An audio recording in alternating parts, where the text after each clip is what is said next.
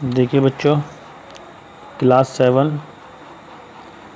Seven है और आज हम स्टार्ट कर रहे हैं हम अपनी नई एक्सरसाइज यानी कि न्यू चैप्टर हम शुरू करेंगे, जो कि है हमारी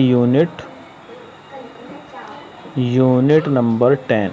ठीक है, यूनिट नंबर 10 है, हमारी नई यूनिट है और इसके लिए हम यूनिट का नाम है लाइन एंड एंगल।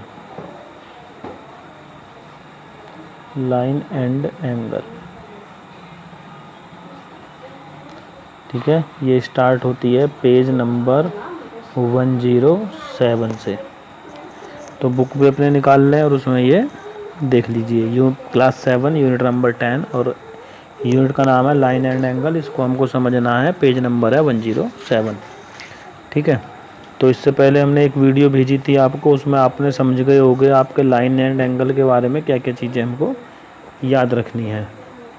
ठीक है, लेकिन फिर भी हम इसमें कुछ जो ज़रूरी चीज़ें हैं उनको एक बार फिर से एक्सप्लेन कर देते हैं। जैसे कि हमको क्या पता होना चाहिए, पॉइंट किसे कहते हैं। तो पेज नंबर 107 पर अपनी बुक में भी देखते जाओ आप। पॉइंट उसमें लिखा हुआ है कि if we put the tip of a pen और pencil on a piece of a paper. अगर हम अपने कॉपी के पेज पर पेन या पेंसिल के टिप यानी नोक को रखेंगे ऐसे, तो हमको एक क्या दिखेगा, केवल एक डॉट। तो ये जो डॉट है इसके अंदर, इसको हम क्या बोलेंगे, पॉइंट। तो पॉइंट की ये डेफिनेशन है, इस तरह से हम इसको पहचान सकते हैं, आपकी बुक में लिखा हुआ है। अब इसके बाद लाइन किसे कहते हैं, जब किन्हीं भी दो पॉइंटों को बीच में से मिला दिया जाता है। जब किन्हीं भी दो पॉइंटों को मिला दिया जाता है और उनका आगे इस तरफ और इस तरफ कोई एंड नहीं होता, तो हम उसको बोलते हैं कि वो क्या है, एक लाइन है। ठीक है, तो ये सब चीज़ें आपको उस वीडियो में बता दी गई हैं, लेकिन थोड़ा सा फिर भी एक बार एक्सप्लेन हम अपने हिसाब से कर देते हैं। इसके बाद आता है रे किसको कहते हैं। तो नेक्स्ट आप एक पेज आगे जाओगे, कॉपी को, बुक को आगे चलोगे पेज नंबर 108 पर। तो रे में बोला गया है if we make a point X, एक पॉइंट एक्स बनाइए एंड ड्रॉ ए लाइन, और एक लाइन ड्रॉ कीजिए। तो यहाँ पे हमने एक पॉइंट बनाया एक्स और यहाँ से हमने एक लाइन ड्रॉ की, और स्टार्टिंग इज़ एक्सटर्नल इनफाइनाइट, और उसको इनफाइनाइट तक लेके चले जाओ ऐसे। अब इस एरो का मतलब क्या है, ये जो हमारा एरो है इसका मतलब है कि ये अभी रुका नहीं है, चल रहा है इनफाइनाइट तक। तो हम इस वाली इसको क्या बोलेंगे, रे। लेकिन इसका स्टार्टिंग पॉइंट फिक्स है, यहाँ से ये स्टार्ट हुआ है और यहाँ तक आगे चला गया है तीर के जैसे, तो ये है रे, इसको हम रे बोलते हैं। प्लेन क्या होता है, नेक्स्ट पॉइंट कॉपी में, बुक में देख लो आप।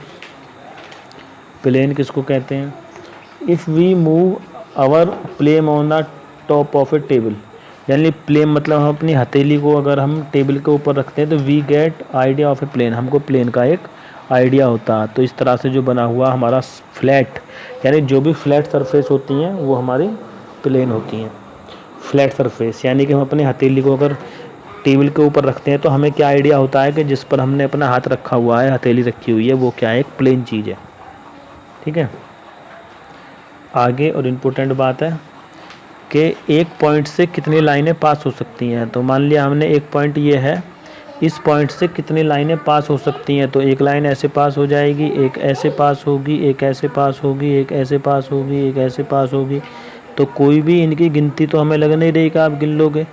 तो हमारा आंसर क्या हो गया कि एक पॉइंट से हम इनफाइनाइट नंबर ऑफ लाइन को पास करा सकते हैं। आपका बुक में लिखा हुआ है infinite number of line, infinite line कहाँ से, एक पॉइंट से इनफाइनाइट नंबर ऑफ लाइन पास हो सकती हैं।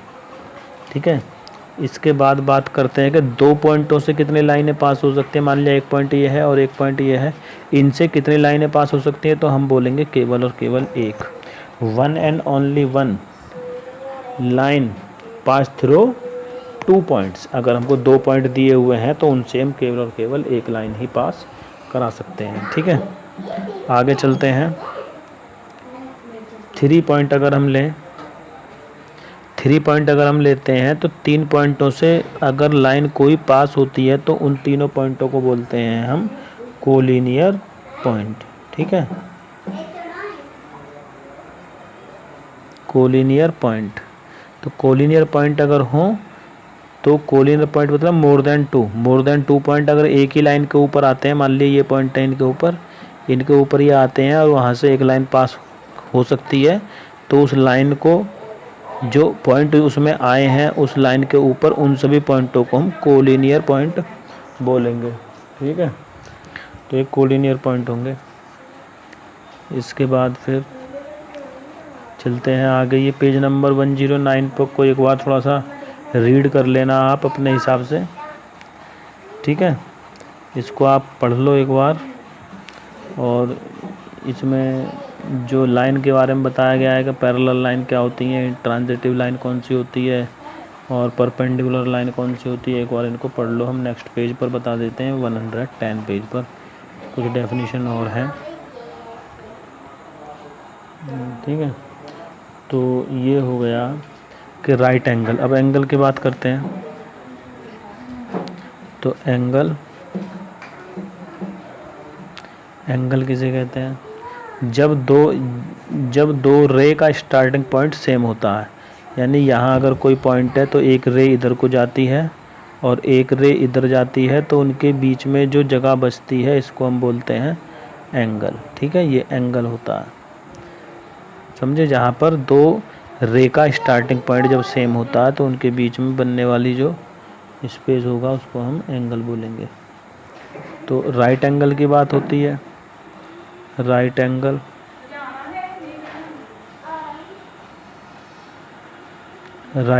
तो राइट एंगल किसे बोलेंगे? जब दो रे के बीच में 90 डिग्री का एंगल होता है, यानी एक रे इधर जाती है और एक रे इधर जाती है, ये इनका स्टार्टिंग पॉइंट है रे का, और यहाँ से जब दो रे चलेंगी इनके बीच में 90 डिग्री का अगर एंगल बनेगा तो उसको हम बोलेंगे राइट एंगल। ठीक है, और इनको हम दूसरे वे में परपेंडिकुलर लाइन भी बोल सकते हैं। Perpendicular line.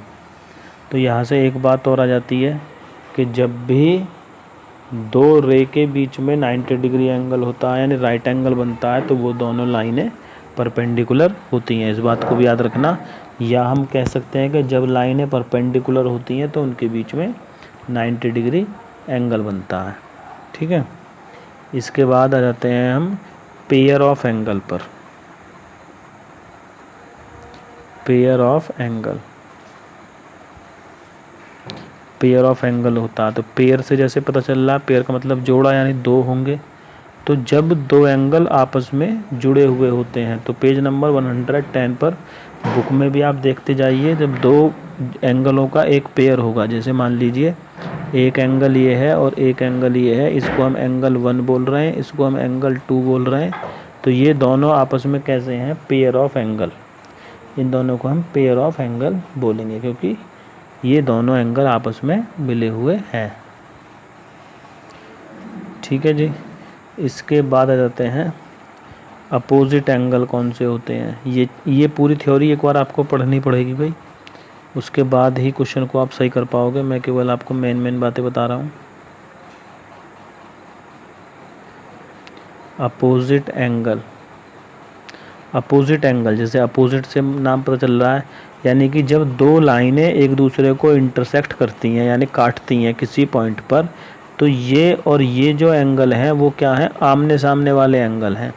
तो एंगल 1 और एंगल 2 क्या बोले जाएंगे? अपोजिट एंगल बोले जाएंगे। ये एंगल और ये एंगल यानी एंगल 3 और एंगल 4 अपोजिट एंगल बोले जाएंगे, यानी आमने सामने वाले एंगल अपोजिट एंगल होते हैं। ठीक है, उसके बाद और बहुत सारी बातें हैं। अब मेन चीज़ आ जाती है यहाँ पर, इसको ध्यान से समझना, जिसका हमारी एक्सरसाइज में बहुत यूज़ है। वो क्या है? कुछ एंगलों के नाम आपको याद रखने हैं। तो पेज नंबर है 112 कॉपी में आप बुक में निकाल लो, उसके बाद हम इसकी सारी कहानी आपको बताते हैं। तो 112 पर देखेंगे कि जब दो लाइनों को एक तीसरी लाइन इंटरसेक्ट करती है, ध्यान देना कॉपी में बुक में बनी हुई है आपकी ये चीज़ें। तो जब तीसरी लाइन इंटरसेक्ट करती है तो हम देखते हैं आपके यहाँ पर 4 एंगल तो यहाँ बन जाते हैं। एंगल ये देखिए, ये 1 2 3 4 और ये 5 6 7 8 1 2 3 इन्होंने इधर लिया है, 4 इन्हीं के अकॉर्डिंग ले लेते हैं, नहीं तो फिर गड़बड़ होगी। 1 2 यहाँ पर 3, ये 4 5 6 7 और 8। ठीक है, ये हमारे एंगल हो गए। यानी कि जब 2 लाइनें होती हैं और उनको तीसरी लाइन इंटरसेक्ट करे तो एक और दूसरे लाइन पर 4 एंगल होकर के टोटल 8 एंगल हो जाते हैं। अब देखिए, इनमें एंगलों में कुछ आपस में संबंध होता है जो आपको याद रखना है। सबसे पहले देखिए एंगल 1 और एंगल 2, यानी अगर कहीं ऐसी सिचुएशन है, ये जो हम साइन बना रहे हैं वो एंगल का बना रहे हैं, एंगल 1 और एंगल 5, यानी एंगल 1 चित्र में देख तो जाओ इस फिगर में, एंगल 1 एंगल 5, एंगल 1 और एंगल 5 को हम क्या बोलेंगे, कॉरस्पॉन्डिंग एंगल।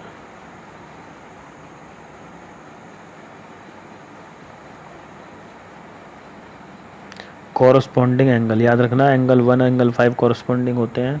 और कौन से हैं, एंगल 2 और एंगल 6 कॉरस्पॉन्डिंग एंगल हैं।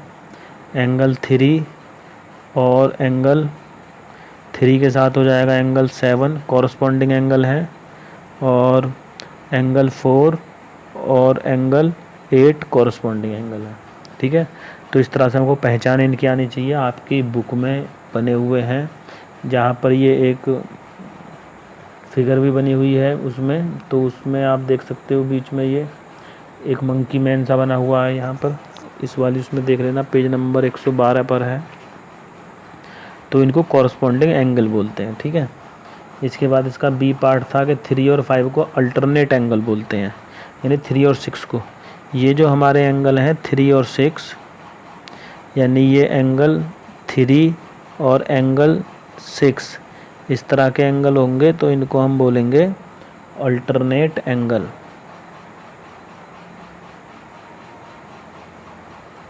अल्टरनेट एंगल, ये अल्टरनेट होंगे इस तरह के पेयर हमारे, जैसे ये 3 है ये 6 है तो अल्टरनेट एंगल है, ये 4 है ये 5 है तो ये अल्टरनेट एंगल है, इनके नाम अल्टरनेट होते हैं।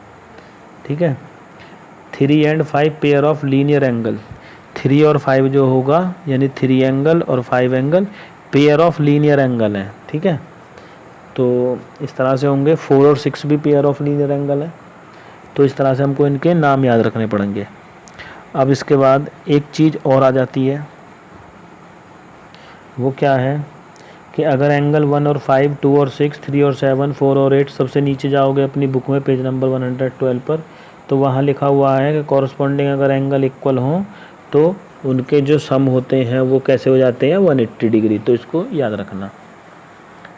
ठीक है, और जब यहाँ पर देखिए एक चीज़ और देख लीजिए, अगर ये लाइनें दोनों हमारी पैरेलल हों, पैरेलल लाइन आप जानते हैं जो एक दूसरे से कभी नहीं मिलती हैं, जब वो दोनों लाइनें पैरेलल होती हैं और एक तीसरी लाइन उनको इंटरसेक्ट करती है, तो ये 1 2 3 4 5 6 7 8, तो 1 एंगल और 5 एंगल क्या है, कॉरस्पॉन्डिंग एंगल है। तो ये दोनों इक्वल होंगे, कब कब, ये जब ये दोनों पैरेलल होंगी। 2 और 6 इक्वल होंगे, 3 और 7 इक्वल होंगे, 4 और 8 इक्वल होंगे। ठीक है, कब, जब ये हमारी लाइनें पैरेलल होंगी।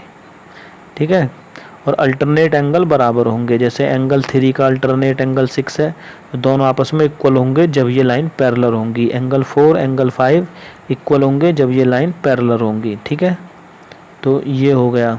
और इसके बाद एंगल 3 को एंगल 5 में प्लस करेंगे तो 180 डिग्री आएगा, 180 डिग्री आएगा। एंगल 4 को एंगल 6 में प्लस करेंगे तो 180 डिग्री एंगल आएगा उनका सम, अगर वो लाइन पैरेलल हैं तब। ठीक है, तो इतना हमको याद रखना पड़ेगा। थोड़ा सा यूनिट हमारी थोड़ा सा हार्ड लग सकती है, लेकिन जिसको बेसिक चीज़ें समझ में आ जाती हैं उसको हार्ड नहीं लगेगी, अदरवाइज़ थोड़ा सा टफ पड़ेगी आपको। ये घबराने की कोई ज़रूरत नहीं है, सारी चीज़ें कराएंगे, धीरे धीरे कराएंगे, ज़्यादा स्पीड नहीं रखेंगे, तो आप भी थोड़ा सा समझते हुए चलें। और हम अब ये इसमें केवल एक दो क्वेश्चन करा दें, अदरवाइज़ वीडियो थोड़ा सा बड़ी हो जाएगी। और हम आप देख रहे हैं कि आज हम क्वेश्चन ना कराएं तो ज़्यादा सही है। आज केवल आप क्या करो, इन चीज़ों को पहले पढ़ो, यानी कि पेज नंबर 113 तक थोड़ी सी स्टडी कर लोगे तो आपको थोड़ा सा आसानी रहेगी। इसका मतलब कहाँ से पढ़ना है आपको पेज, देखिए सीरियस होकर के पढ़ना। अगर आपको समझनी है ये पेज नंबर 107 से लेकर के थोड़ा सा इसको 113 तक एक बार रीड कर लो, ठीक है। जब एक बार आप रीड कर लोगे तो जो चीज़ें वीडियो में बताई गई हैं वो चीज़ें आपको आसानी से समझ में आ जाएंगी। और जब चीज़ें समझ में आ जाएंगी तो फिर हमको एक्सरसाइज करने में कोई प्रॉब्लम नहीं होगी। समझ रहे हैं ना बात। तो जब एक्सरसाइज हमारी तभी होगी, तो इसलिए हम अगर आज एक्सरसाइज करा दें तो आपको पता चलेगा कि ऊपर से ही चली जाएगी एक्सरसाइज, समझ में नहीं आएगा कुछ भी। तो जो हमारी लास्ट वीडियो थी एक बार उसको देख लो, और एक बार ये जो वीडियो हम बना रहे हैं एक बार आप इसको देख लो, और उसके बाद फिर हम स्टार्ट करेंगे अपनी एक्सरसाइज 10.1। जल्दी कुछ नहीं है, बहुत धीरे कराएंगे, क्योंकि ये एक्सरसाइज हम सोच रहे हैं कि 2 वीडियो में ख़त्म करें। तो आप करो इतना काम, इसको रीड करो एक बार 107 पेज से 113 पेज तक, उसके बाद फिर हम एक्सरसाइज करेंगे। और ध्यान से इसको रखोगे, जो चीज़ें वीडियो में बताई गई हैं उनको अपनी नोटबुक में नोट कर लीजिए, नोटबुक में नोट कर लो, जिससे कि हमको याद रहे कि हमको क्या करना है, ठीक है। तो इनका यूज होगा, आप बनाइए। हम नेक्स्ट वीडियो में अब एक्सरसाइज के क्वेश्चन कराएंगे।